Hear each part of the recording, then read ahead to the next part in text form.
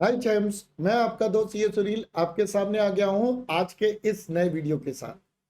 दोस्तों, मेरी कोशिश पूरी रहती है कि इन छोटे छोटे वीडियोस के साथ साथ मैं आपको छोटी छोटी आपकी जो प्रॉब्लम्स आती हैं उन सबका सॉल्यूशन देता रहूं।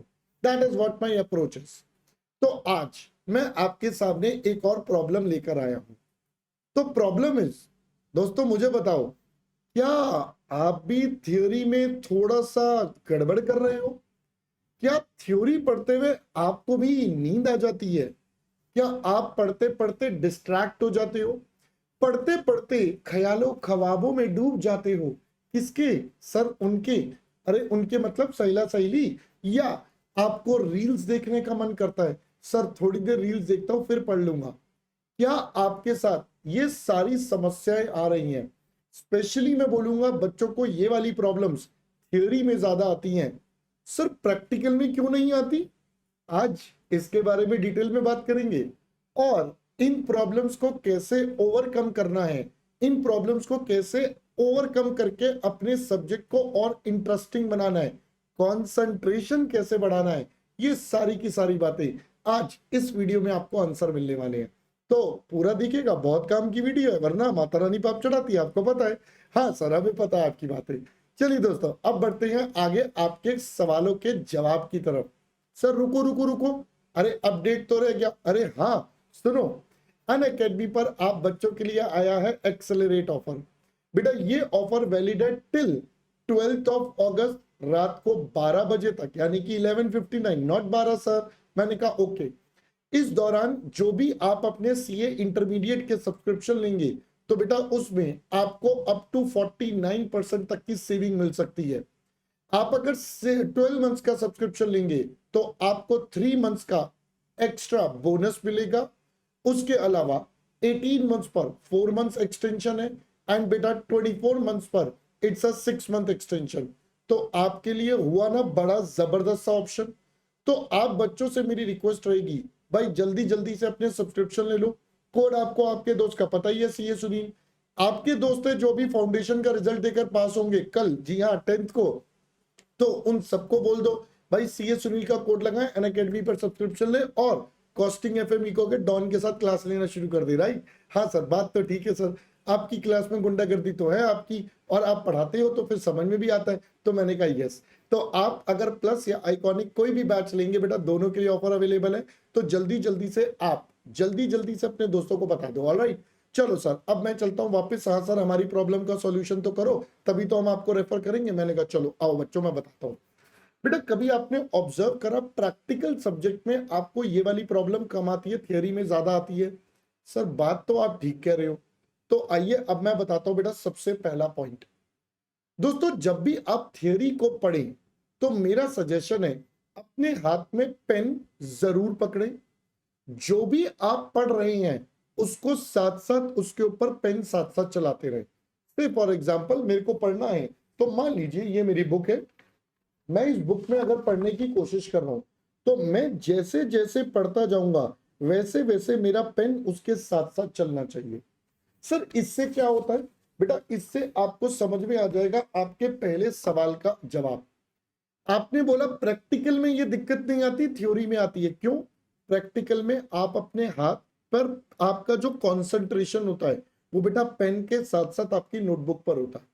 बट थियरी में आप क्या करते हो, ऐसे पलंग पे ऐसे लेट जाते हैं और चलो आज हम पढ़ते हैं। तो बेटा ये आपकी प्रॉब्लम बन जाती है।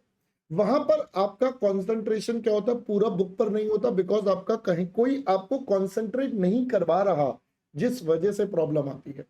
So this is one of the way to overcome the boredom. आप क्या करते हो बेटा, आप अपने पेन का इस्तेमाल करो जिससे कंसंट्रेशन लेवल भी बढ़ेगा और फोकस भी रहेगा। पहली बात। दूसरे पॉइंट पर आते हैं। अब बोर्डम की बात आई तो हाँ सर, थ्योरी पढ़ के ना थोड़ा थक जाते हैं। कई बच्चों के साथ ऐसा प्रॉब्लम आता है, सर हमारा कंसंट्रेशन तो बन जाता है, हम पढ़ लेते हैं बट ज्यादा देर नहीं पढ़ पाते। 1 घंटे बाद ऐसा लगता है यार हो गया काम, अब तो पढ़ लिया। और उसके 1 घंटे बाद ऐसा होता है यार पढ़ा क्या था यही नहीं याद आ रहा। ऐसा आपके साथ हुआ है? हाँ सर हुआ तो है। सर आपको पता नहीं कैसे पता चल जाती है सारी बातें, कुछ तो गड़बड़ है।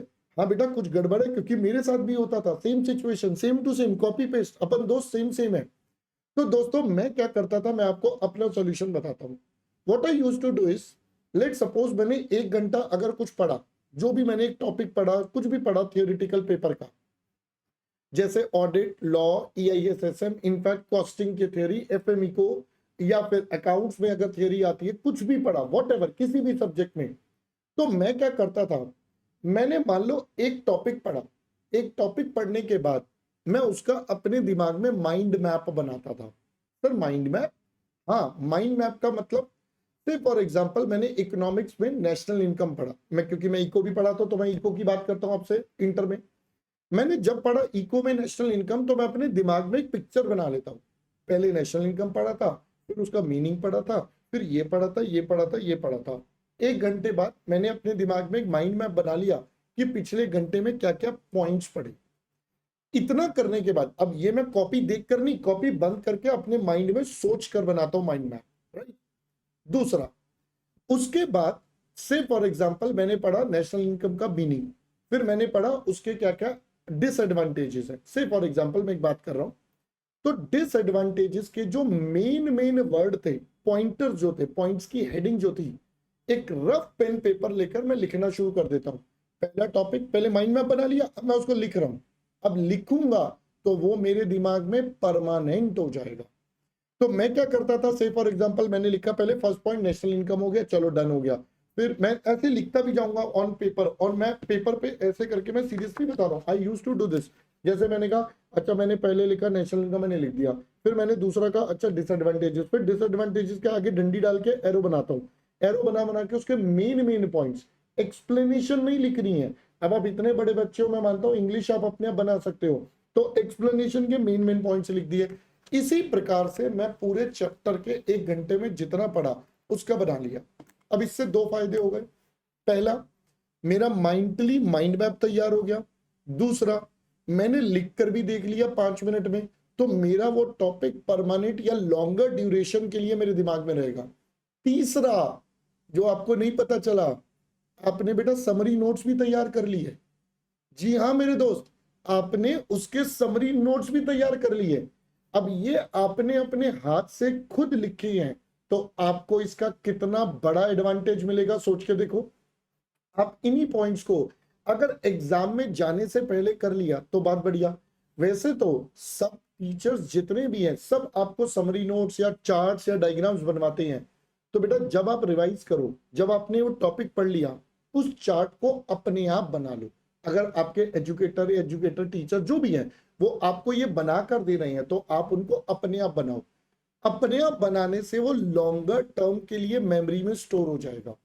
तो अब आपको 2 प्रॉब्लम्स का सॉल्यूशन मिल गया, कंसंट्रेशन बढ़ गया, पेन का यूज करके या पेंसिल का यूज करके या कुछ भी चीज का यूज करके, फिंगर भी यूज कर सकते हो, बट पॉइंट इज कॉन्सेंट्रेट, साथ साथ पढ़ो।